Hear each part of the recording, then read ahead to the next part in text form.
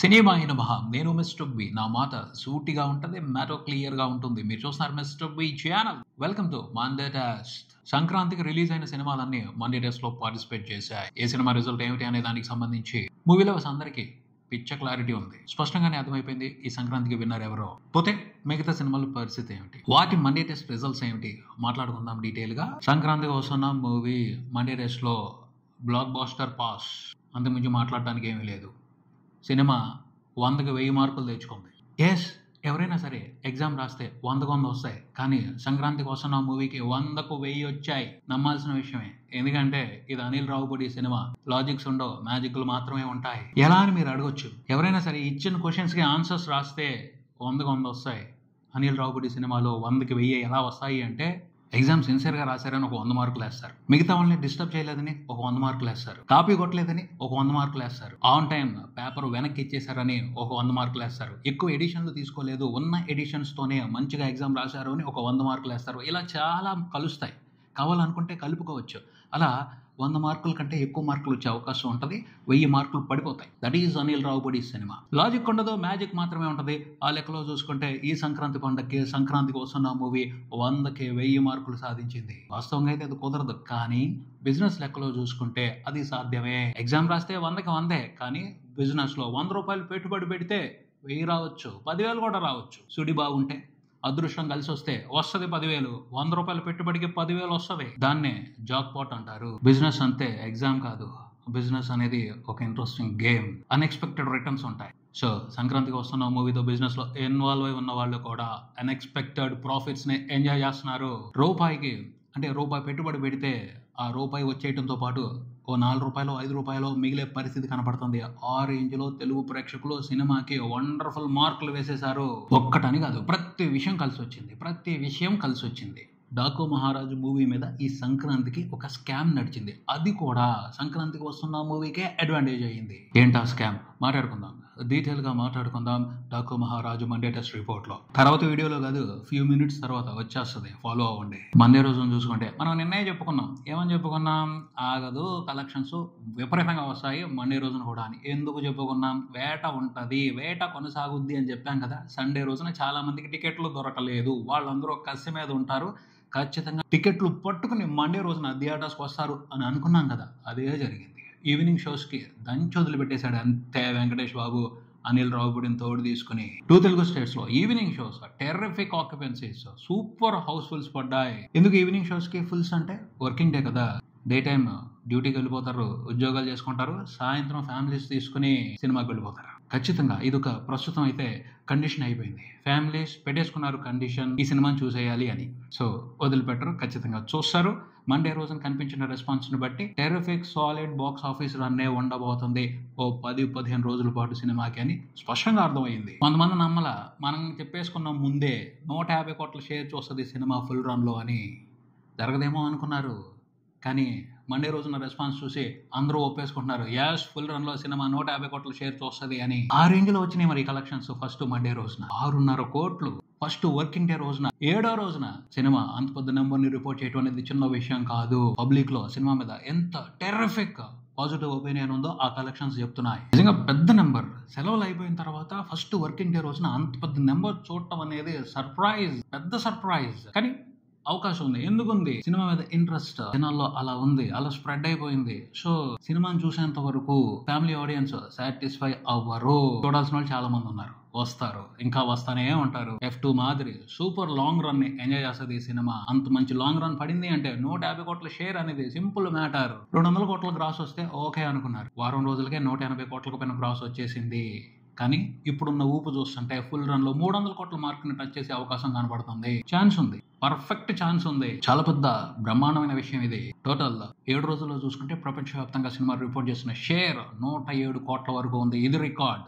నేను ఒక రికార్డ్ గురించి చెప్తాను, రేపే మాట్లాడుకుందాం అన్నాను కదా, అది ఇదే. ఇంతవరకు ఒక రీజనల్ ఫిల్మ్ గా కన్సిడర్ చేసుకుంటే ఫస్ట్ వీక్ లో 100 కోట్లకు పైన షేర్ చూసిన రికార్డ్ అల వైకుంఠపురంలో మూవీకి మాత్రమే ఉంది. ఆ రికార్డుని ఈ సినిమా బ్రేక్ చేసింది. అల వైకుంఠపురంలో మూవీకి ఫస్ట్ వీక్ కంప్లీట్ అయిపోయేప్పటికి 106 కోట్ల షేర్ వచ్చింది. సంక్రాంతి కోసం ఆ మూవీకి 107 కోట్లకు పైన షేర్ వచ్చింది. అలా అల్లు అర్జున్ రికార్డును కూడా బ్రేక్ చేసి పారేసింది సంక్రాంతికి వస్తున్న మూవీ. అక్కడి వరకైనా మెగాస్టార్ రికార్డును కూడా బ్రేక్ చేసే ఊపు మీదే కనబడుతుంది సినిమా. మెగాస్టార్ కి 300 కోట్ల షేర్లు ఉన్నాయి. కాకపోతే హైయెస్ట్ షేర్ ఏదైతే ఉందో ఆ షేర్ మార్కుని ఈ సినిమా క్రాస్ చేయబోతుంది. వాల్తేరు వీరయ్య క్రియేట్ చేసిన నెంబర్ ని ఈ సినిమా క్రాస్ చేసేసి సీనియర్ హీరోస్ లో వెంకటేష్ బాబే టాప్ పొజిషన్ లోకి వెళ్ళిపోబోతున్నారు ఈ సినిమాతో. సంచలన రికార్డే ఇది. మెగాస్టార్ ని మించి వెంకటేష్ బాబు ఈ సినిమాతో రికార్డు క్రియేట్ చేయడం అనేది సంచలన విషయమే. అది 100కి 1000 మార్కులు పట్టడం అంటే ఏమన్నా రికార్డులు ఇవి. అస్సలు ఎవరు ఊహించాలి ఆ సినిమా రిలీజ్ అవుతున్న టైంలో, రిలీజ్ కు ముందు. బట్ రిలీజ్ అయిన తర్వాత ఆడియన్స్ ఇచ్చిన రెస్పాన్స్, ఆడియన్స్ సినిమాని ఓన్ చేసుకున్న విధానం, ఇన్ని రికార్డులు కట్టబెట్టేసింది ఈ సినిమాకి. 2 తెలుగు రాష్ట్రాల వరకు చూసుకుంటే 7 రోజుల తర్వాత ఆ సినిమా రిపోర్ట్ చేసిన షేర్ నియర్లీ 90 కోట్లు ఉంది. ఆంధ్రప్రదేశ్ వరకు ఈ సీజన్ లో 90 కోట్ల షేర్. మిగతా 2 సినిమాలు చూడలేదు. Ram Charan game changer movie చూడలేదు, బాలయ్య బాబు డాకు మహారాజ్ కూడా చూడలేదు. ఈ సినిమా చేసేసింది. ఇంకా ఆగలేదు. 100 కోట్ల షేర్ చూస్తుంది 2 తెలుగు రాష్ట్రాల వరకే. ఇది ఒక టెరిఫిక్ రికార్డ్ అవుద్ది. ఆ 90 కోట్ల షేర్ లో నియర్లీ 30 కోట్ల షేర్ నైజాం నుంచి ఉంది. 60 కోట్ల షేర్ ఆంధ్రప్రదేశ్ నుంచే ఉంది. ఆంధ్రప్రదేశ్ లో మామూలు బీభత్సం కాదు సినిమా చేసింది ఈ సంక్రాంతి సీజన్ లో. సంక్రాంతి అంటే అలాగే ఉంటుంది. ఆంధ్రప్రదేశ్ లో మామూలుగా ఉండదు రెస్పాన్స్. ఓన్ చేసుకున్నారు అంటే బీభత్సమైన ప్రాఫిట్స్ కట్టబెట్టేస్తారు. ఎంతైనా సంక్రాంతి పండుగ అంటే జాక్పాట్లు పండుగ కదా. కోడి పందాలతోనూ జాక్పాట్లు తగులుతాయి, సినిమాలతోనూ జాక్పాట్లు తగులుతాయి, అదృష్టాలు మారిపోతాయి. ఈ సంవత్సరం కూడా సంక్రాంతికి వస్తున్న మూవీతో చాలా అదృష్టాలు మారిపోయాయి. ఫస్ట్ వీక్ వరకు మాత్రం టెరిఫిక్ గా పర్ఫామ్ చేసింది సినిమా. ఇంకా మంచి రన్ ఉంది, ఇంకా సాలిడ్ రన్ ఉంది. చూద్దాం రాబోయే రోజుల్లో ఇంకెలాంటి పెద్ద పెద్ద రికార్డులు క్రియేట్ చేస్తుందో సంక్రాంతికి వస్తున్న movie. Next Balayya Babu Daaku Maharaj movie విషయానికి వస్తే సినిమా అనూహ్యంగా స్లో అయింది. వీకెండ్ వరకు అన్నా స్ట్రాంగ్ గా పెర్ఫామ్ చేసి తర్వాత స్లో అవుతుందేమో అని అనుకోవడం జరిగింది. కానీ ఫ్రైడే నుంచే స్లో అయింది. శనివారం నాడు, ఆదివారం నాడు కూడా సినిమా ఎక్స్పెక్టేషన్స్ కంటే తక్కువ కలెక్షన్స్ రిపోర్ట్ చేసింది. దీనికి కారణం జరిగిన స్కామ్. ఆ స్కామ్ మూలంగానే అది జరిగింది అని స్పష్టంగా చెప్పొచ్చు, కన్ఫామ్ గా చెప్పొచ్చు.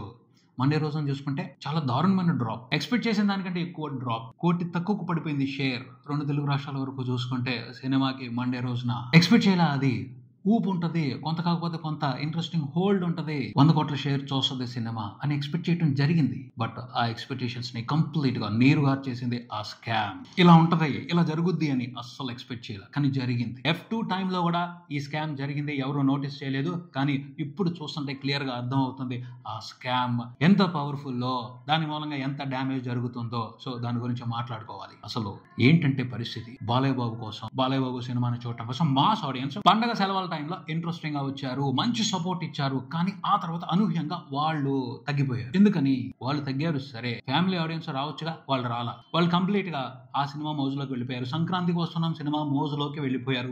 వెళ్ళారు, కానీ వాళ్ళు స్కామ్ చేయాల్సిన అవసరం లేదు. మొత్తం ఫ్యామిలీ ఆడియన్సే స్కామ్ చేసి డాకు మహారాజ్కి దెబ్బ కొట్టారు. ఏంటా స్కామ్ తెలుసా? ఎలా జరిగిందో ఆ స్కామ్ తెలుసా? మాస్ ఆడియన్స్ ని ఫ్యామిలీ ఆడియన్స్ గా మార్చేశారు. ఎంత మాస్ ఆడియన్స్ అయినా ఇంటికి వెళ్ళిన తర్వాత ఫ్యామిలీ పర్సనే. సో సినిమాకి వెళ్దామని ఇంటికి వెళ్ళి అడిగితే డాకు మహారాజు కాదు, సంక్రాంతికి వస్తున్నాం సినిమాకి వెళ్దామని అతను మూడ్ మార్చేస్తారు. సో అక్కడ మాస్ ఆడియన్ కాస్త ఫ్యామిలీ ఆడియన్ అయిపోతాడు. ఫ్యామిలీతో కలిసి సంక్రాంతికి వస్తున్నాం సినిమాకి వెళ్ళిపోతున్నాడు. ఇది స్కామే కదా. ఇదే జరిగింది, స్పష్టంగా అర్థం అవుతుంది. ఇదే జరిగింది.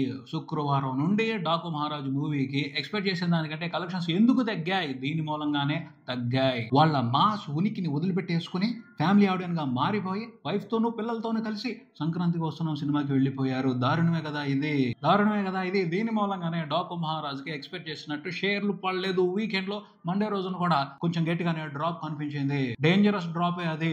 ఆ డ్రాప్ ను బట్టి అర్థం అవుతుంది సినిమాకి ఇంట్రెస్టింగ్ లాంగ్ రన్ ఉండకపోవచ్చు అని. సినిమా బ్రేక్ ఈవెన్ మాత్రమే కంప్లీట్ చేసుకునే అవకాశం ఉంది. మినిమం ప్రాఫిట్స్ మాత్రమే తీసుకునే అవకాశం ఉంది. 100 కోట్ల షేర్ టచ్ చేయటం అనేది కష్టమైన మ్యాటర్ గానే ఇప్పుడు అనుకోవాల్సిన పరిస్థితి. దానికి కారణం ఆ స్కామ్ బాగా జరిగింది, గట్టిగా జరిగింది. 9 రోజుల తర్వాత 2 తెలుగు రాష్ట్రాల వరకు టోటల్ గా రిపోర్ట్ చేసిన షేర్ అరౌండ్ 65 కోట్లు మాత్రమే ఉంది. ప్రపంచవ్యాప్తంగా చూసుకుంటే 76 కోట్లు మాత్రమే ఉంది. ప్రపంచవ్యాప్తంగా హిట్ అనిపించుకోవడానికి సినిమా 80 కోట్ల షేర్ రావాలి. అది ఫస్ట్ వీకెండ్ కంప్లీట్ అయిపోయి లోపే వచ్చేస్తుంది అని అనుకోవడం జరిగింది. జరగల. మండే అన్న అవుద్దేమో అని అనుకోవడం జరిగింది. ఇంకా 4 కోట్ల కొరత ఉంది. ఆ 4 కోట్ల కోసం ఓ 3 రోజులు 4 రోజులు వెయిట్ చేయాల్సిన పరిస్థితి, లేదంటే సెకండ్ వీకెండ్ వచ్చేంత వరకు వెయిట్ చేయాల్సిన పరిస్థితి. అంటే బొటాబొటిగా పాస్ అవుతున్న పరిస్థితి. ఫస్ట్ రోజు రెండో రోజు వచ్చిన కలెక్షన్లు చూసి రెచ్చిపోతుంది సినిమా అని అనుకోవడం జరిగింది. అలాంటిది అనూహ్యంగా తగ్గిపోయింది. అనూహ్యంగా ఊపు తగ్గించేసుకుంది. కారణం ఆ స్కామే. 100 కోట్ల షేర్ వచ్చే పరిస్థితి కనిపించట్లేదు. 4వ సినిమాతో కూడా బాలయ్యబాబుకి అది అందని ద్రాక్ష అయిపోయింది. ఊరిస్తుంది. ఊరించనండి, ఎన్ని రోజులు ఊరిస్తుంది? అఖండ 2 వచ్చేంత వరకు మాత్రమే. అఖండ 2తో ఖచ్చితంగా 100 కోట్ల షేర్ పడుద్ది బాలయ్యబాబుకి. అందులో అనుమానం లేదు. ఎవరు ఆపలేరు. అంటే ఆ రికార్డు ఆ సినిమాతోనే రావాలి అని రాసి పెట్టుందేమో, అందుకని అలా జరుగుంటది అని అనుకోవచ్చు. పోతే మండే టెస్ట్ లో మాత్రం డాకు మహారాజ్ ఫెయిల్ అయింది అని చెప్పడానికి లేదు. ఎందుకంటే సినిమాతో బిజినెస్ లో ఇన్వాల్వ్ అయి ఉన్న వాళ్ళందరూ కూడా సింపుల్ గానే బ్రేక్ ఈవెన్ కంప్లీట్ చేసుకుంటారు.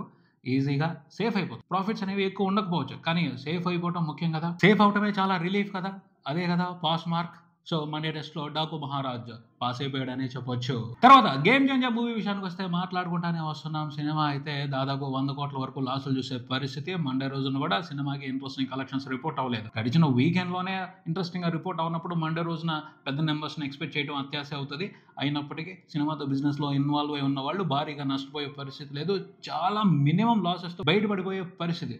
ఎందుకు ఏమిటి అనేది మనం గత వీడియోలో మాట్లాడుకున్నాం. సంక్రాంతికి వస్తున్నాం సినిమాని డిస్ట్రిబ్యూట్ చేసిన వాళ్ళే గేమ్ చేంజర్ మూవీ కూడా డిస్ట్రిబ్యూటర్స్. సో వాళ్ళందరూ కూడా సంక్రాంతికి వస్తున్న మూవీతో వచ్చిన ప్రాఫిట్స్ తో ఈ నష్టాన్ని పూడ్చుకుంటున్నారు.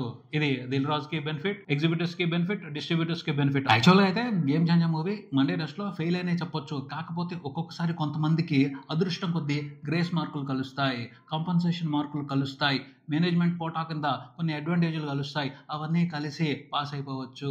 ఆ మాదిరే మండే టెస్ట్ లో గేమ్ చేంజర్ మూవీ కూడా 2 తెలుగు రాష్ట్రాల వరకు పాస్ అయిపోయింది అని చెప్పొచ్చు. అధికారికంగా చూస్తే నష్టం కనపడుతుంది, కాకపోతే ఎవరు నష్టపోవట్లేదు. సో ఇది స్పెషల్ కేస్ కింద కన్సిడర్ చేసి గేమ్ చేంజర్ మూవీని మండే టెస్ట్ లో పాస్ అయిందని చెప్పాలి. ఎందుకంటే అర్థం చేసుకోవాలి మనం, నష్టం కనపడుతుంది కానీ ఎవరు నష్టపోవట్లేదు. ఆ నష్టం వేరే రకంగా కాంపెన్సేట్ అయిపోతుంది. ఆ నష్టం వేరే రకంగా భర్తీ చేయబడుతుంది. నష్టపోయినప్పుడు ఫెయిల్ అయినట్టు ఎలా చెప్పాలి?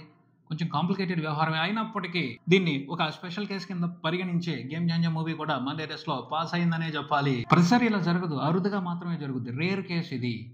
సో యాక్సెప్ట్ చేద్దాం. ఓకే, ఇది ఇక్కడికి. మరో వీడియోతో మళ్ళీ కలుద్దాం. ఈ వీడియో మీకు నచ్చితే లైక్ చేయండి, మీ ఫ్రెండ్స్తో షేర్ చేసుకోండి, మీ అభిప్రాయాన్ని కామెంట్ చేయండి, ఈ ఛానల్ని సబ్స్క్రైబ్ చేయండి. నేను Mister B. Keep watching Mister B channel. Thank you.